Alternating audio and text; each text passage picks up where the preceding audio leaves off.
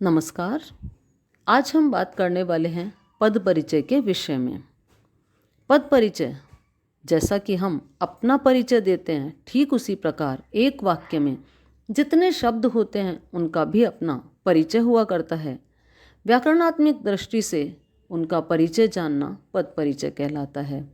वाक्य में प्रयुक्त प्रत्येक सार्थक शब्द को पद कहा जाता है तथा उन शब्दों के व्याकरणिक परिचय को पद परिचय, पद व्याख्या अथवा पदान्वय कहा जाता है।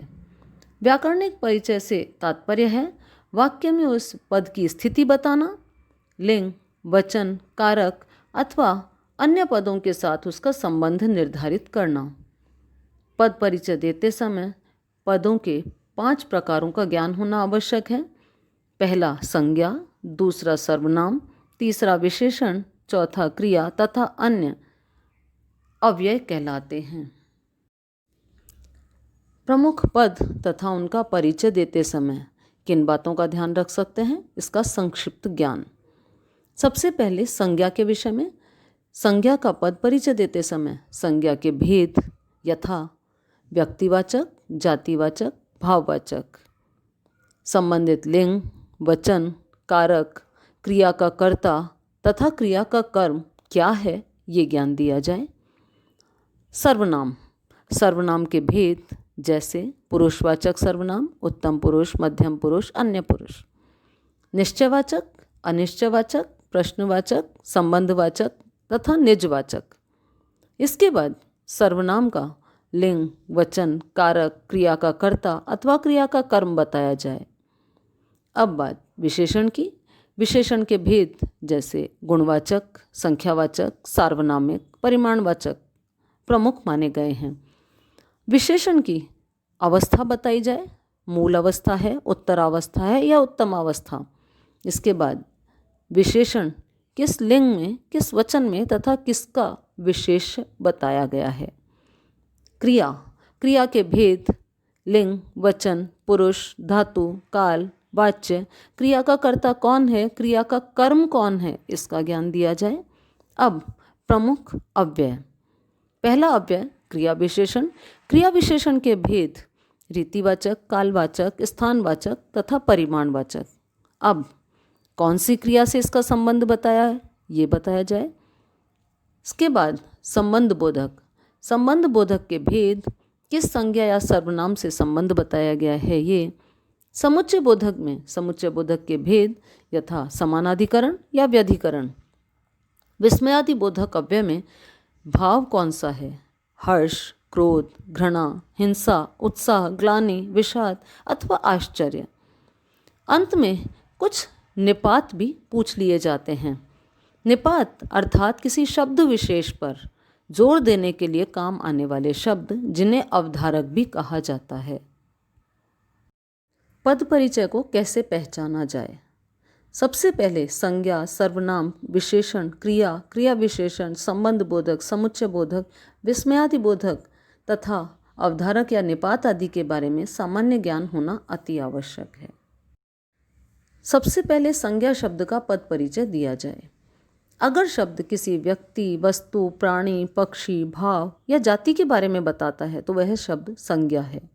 किसी भी संज्ञा शब्द के पद परिचय के लिए निम्नलिखित 5 बातें बतानी होती है। संज्ञा का प्रकार, उसका लिंग, वचन, कारक तथा उस शब्द का क्रिया के साथ संबंध। संज्ञा शब्द का क्रिया के साथ संबंध कारक के अनुसार जाना जा सकता है। जैसे राम पुस्तक पढ़ता है। उक्त वाक्य में राम तथा पुस्तक शब्द संज्ञाएं हैं। यहाँ इनका पद परिचय उक्त 5 बातों के अनुसार निम्नानुसार होगा। सबसे पहले राम का पद परिचय। राम व्यक्तिवाचक संज्ञा है, पुल्लिंग, एक वचन, कर्ता कारक तथा पढ़ने की क्रिया का कर्ता। पुस्तक जातिवाचक संज्ञा, स्त्रीलिंग, एक वचन, कर्म कारक तथा पढ़ता है क्रिया का कर्म। इस वाक्य में प्रयुक्त संज्ञा का लिंग निर्णय क्रिया के स्वरूप में भी होता है, जैसे कर्ता या कर्ती, सोया या सोई। सर्वनाम शब्द का पद परिचय। संज्ञा के स्थान पर प्रयुक्त होने वाले शब्दों को सर्वनाम कहा जाता है। किसी सर्वनाम के पद परिचय में निम्नलिखित बातों का उल्लेख करना होता है। सर्वनाम का प्रकार, पुरुष सहित, लिंग, वचन, कारक, क्रिया के साथ संबंध आदि। उदाहरणार्थ, यह उसकी वही कार है जिसे कोई चुरा कर ले गया था। इस वाक्य में यह, जिसे तथा कोई पद सर्वनाम है। इनका पद परिचय इस प्रकार: यह निश्चयवाचक सर्वनाम, अन्य पुरुष, स्त्रीलिंग, एक वचन, संबंध कारक तथा कार संज्ञा शब्द से संबंधित।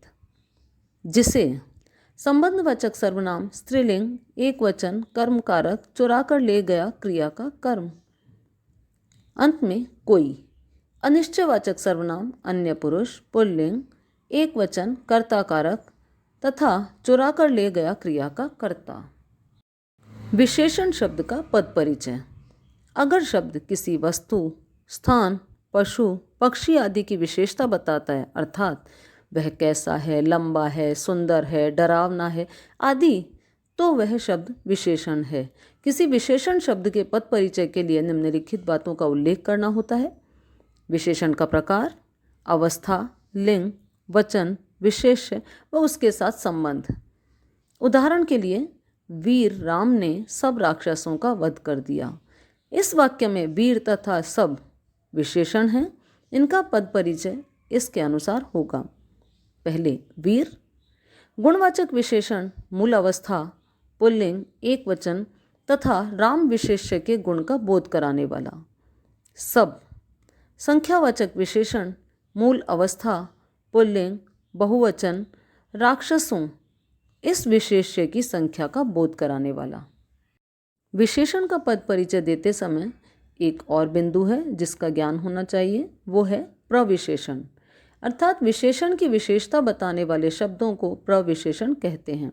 जैसे, उसका लेख बहुत अच्छा है, इसमें बहुत पद के द्वारा लेख के अच्छे होने की विशेषता बताई गई है। विशेषण जिस संज्ञा या सर्वनाम की विशेषता बताता है उसे विशेष्य कहते हैं। विशेष्य या तो संज्ञा रूप में होता है या क्रिया रूप में।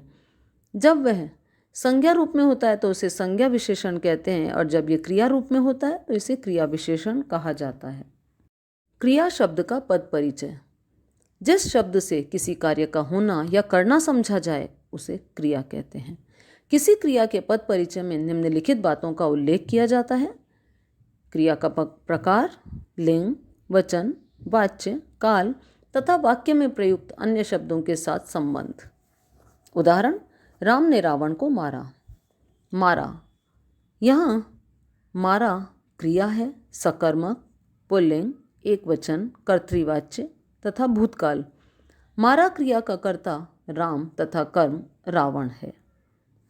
दूसरा उदाहरण, मैं सवेरे उठा।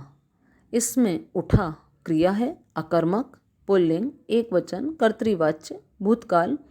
उठा क्रिया का कर्ता मैं, कर्म अन्वित है। क्रिया के भेद अकर्मक तथा सकर्मक में अंतर का ज्ञान: क्रियापद से पूर्व क्या लगाने पर जवाब मिल जाए तो क्रिया सकर्मक, और जवाब न मिले तो क्रिया अकर्मक होती है। जैसे, राम खाना खाता है। इस वाक्य में कर्ता राम, क्रिया खाता है जिसका प्रभाव खाने पर पड़ रहा है, इसलिए यहाँ सकर्मक क्रिया है। दूसरा उदाहरण, रमेश पढ़ता है। यहाँ पर रमेश द्वारा पढ़ने की क्रिया से किसी अन्य चीज पर कोई प्रभाव नहीं पड़ रहा, अतः यहाँ यह अकर्मक क्रिया होगी। अब अव्ययों का पद परिचय। सबसे पहले क्रिया विशेषण शब्द का पद परिचय। अगर शब्द वाक्य में जो क्रिया है उसकी विशेषता बताता है तो वह क्रिया विशेषण होता है। जैसे, कब, कल, अभी या दिन भर। दूसरा, कैसे, चुपचाप, अवश्य, तेजी से। तीसरा, कहाँ, अंदर, ऊपर या आसपास तथा कितनी मात्रा में, कम, पर्याप्त या ज़्यादा।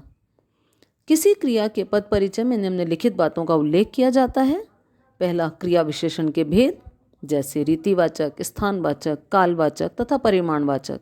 दूसरा, उस क्रिया का उल्लेख जिसकी विशेषता बताई जा रही है। उदाहरण, मैं भीतर बैठी थी और बच्चे धीरे धीरे पढ़ रहे थे। यहाँ भीतर तथा धीरे धीरे क्रिया विशेषण के उदाहरण हैं। भीतर क्रिया विशेषण, स्थानवाचक क्रिया विशेषण, बैठी क्रिया के स्थान की विशेषता। धीरे धीरे क्रिया विशेषण रीतिवाचक क्रिया विशेषण पढ़ रहे थे क्रिया की रीति की विशेषता बताने वाला शब्द। संबंध बोधक शब्द का पद परिचय। अगर शब्द दो या अधिक संज्ञा या सर्वनाम के बीच का संबंध दर्शाता है तो वह संबंध बोधक अव्यय है, जैसे के पास, के ऊपर, से दूर, से कारण, के लिए, की और आदि। संबंध बोधक अव्यय के पद परिचय में निम्नलिखित बातों का उल्लेख है। पहला, संबंध बोधक के भेद। दूसरा, किस संज्ञा या सर्वनाम से संबंध है। उदाहरण, कुर्सी के नीचे बिल्ली बैठी है। के नीचे संबंध बोधक है। यह कुर्सी तथा बिल्ली के आपसी संबंधों को बताता है। संबंध बोधक अव्यय के प्रमुख भेद। कालवाचक, स्थानवाचक, दिशाबोधक, साधनवाचक, विरोध सूचक, समता सूचक, हेतुवाचक, सहचर सूचक, विषयवाचक, संग्रहवाचक, कारणवाचक तथा सीमावाचक संबंध बोधक। समुच्चय बोधक अव्यय शब्द का पद परिचय। अगर शब्द किसी दो वाक्यों के बीच का संबंध बताता है तो वह समुच्चय बोधक अव्यय कहलाता है, जैसे और, अतएव, इसलिए, लेकिन। समुच्चय बोधक अव्यय के प्रमुख भेद। समानाधिकरण तथा व्यधिकरण। समुच्चय बोधक अव्यय के पद परिचय में निम्नलिखित बातों का उल्लेख किया जाता है। पहला, भेदों का उल्लेख तथा दूसरा, उनसे जुड़ने वाले पदों का उल्लेख। तुम कॉपी और किताब ले लो लेकिन फाड़ना नहीं। यहाँ और तथा लेकिन समुच्चय बोधक हैं, जिसमें और समानाधिकरण समुच्चय बोधक है जो कि कॉपी और किताब शब्दों का संबंध बता रहा है। वहीं पर लेकिन भेद दर्शक होने के कारण व्यधिकरण अर्थात विरोध प्रदर्शन कर रहा है। तुम ले लो लेकिन फाड़ना नहीं, इन दो शब्दों को जोड़ता है।